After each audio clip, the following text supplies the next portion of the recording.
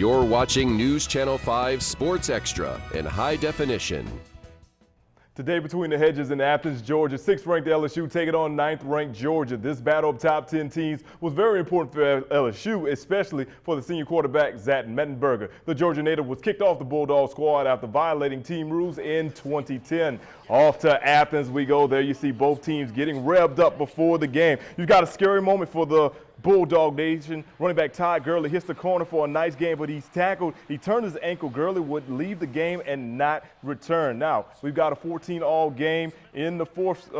Georgia up by 3. Zach Mettenberger finds Odell Beckham Jr. He takes it to the house, 24-yard touchdown. No, sorry, that's actually Mr. Boone on that. Sorry about that one. All right, Anthony Freak Johnson comes up with the interception here.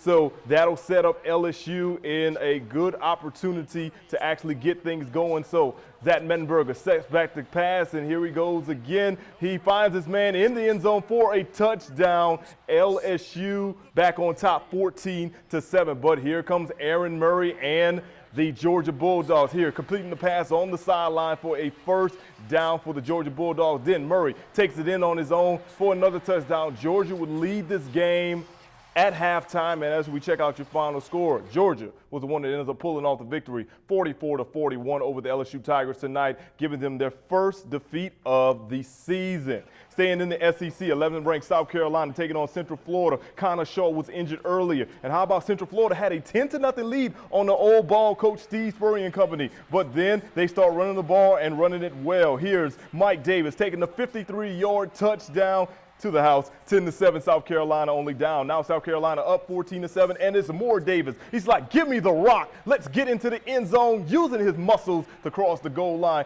21-10, South Carolina up at that point. Late in the fourth, Carolina up by 10, but Blake Bortles and Rennell Hall would keep Central Florida in this game, hooking up on this 7-yard touchdown. Now here comes the all-important onside kick. Central Florida looking to recover it, but Bruce Ellington makes sure that doesn't happen. South Carolina escapes this game with a 28-25 victory. Heading up I-49 to Natchitoches. Turpin Stadium is the spot for Northwestern State taking on Langston. Early on, Zach Atkins finds Louis Oye Jr. in the end zone for a touchdown, and the push-ups begin. They're up 7-0. Now, those guys will be busy on the night because of guys like Ed Egan scoring points all over the field. He's returning the point, and the next thing you know, breaks a couple of tackles, and then 50 yards later, he's in the end zone. Northwestern State up 14-0. Still in the first half, we've got Atkins looking for a wide open man, and he's got Shakir Ryan. Ryan hauls in the pass, and then 62 yards later, he's taking it to the house. 37-0. Northwestern State beats Langston tonight. Let's head to Baton Rouge. SWAC action. You got Southern taking on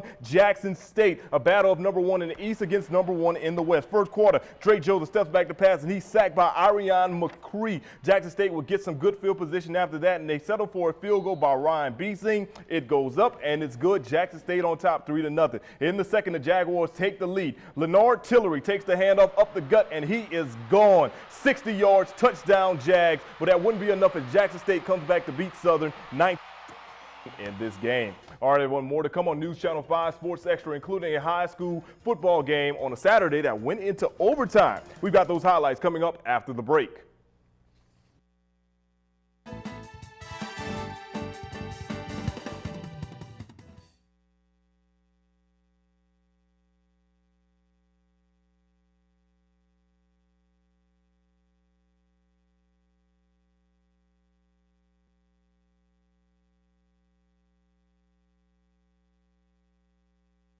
Sports Extra continues on News Channel 5 in high definition.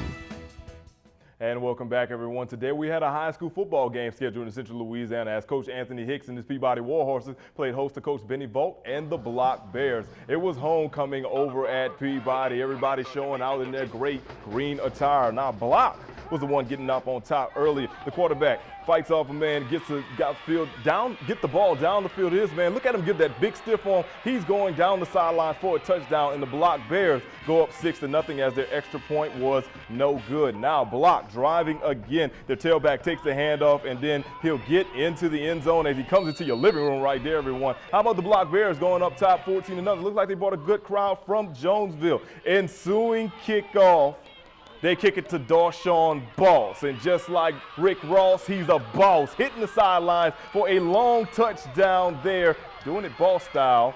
So Peabody cuts into the lead, making it 20-7.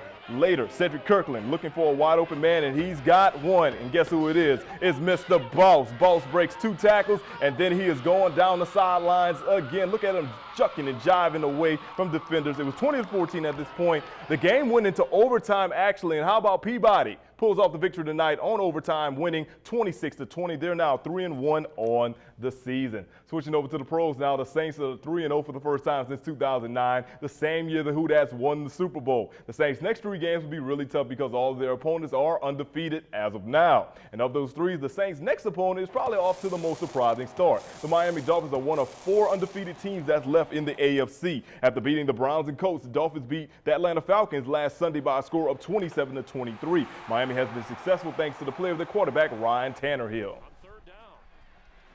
I know he's a real good athlete, though. You know, players played receiver initially at college and then moved to quarterback, and then playing quarterback in the NFL is unusual. We'll get a good look this week on film. They've certainly done a great job there and have gotten off to a good start. All right, coverage of the Saints game against the Dolphins is on Monday Night Football. 7:30. Check it out on ESPN. Stay tuned, everyone. We got final break coming up after the break.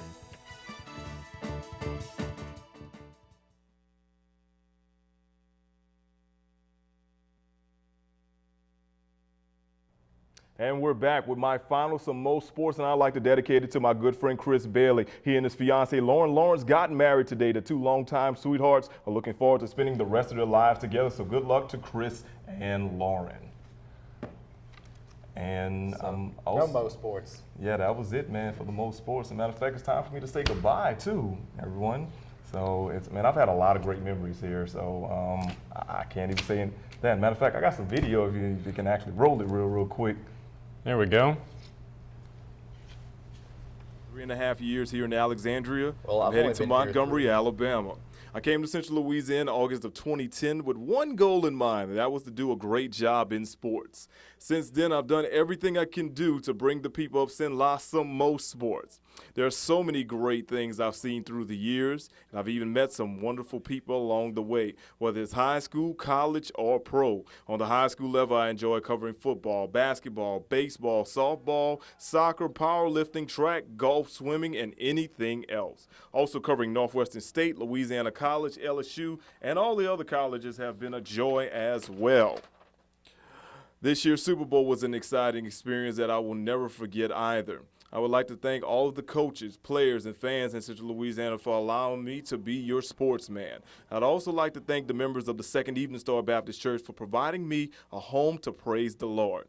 And a special thank you goes out to the staff here at News Channel 5 for allowing me to have this opportunity to do something I love on a daily basis. I love each and every one of y'all, and thank you for all the great memories.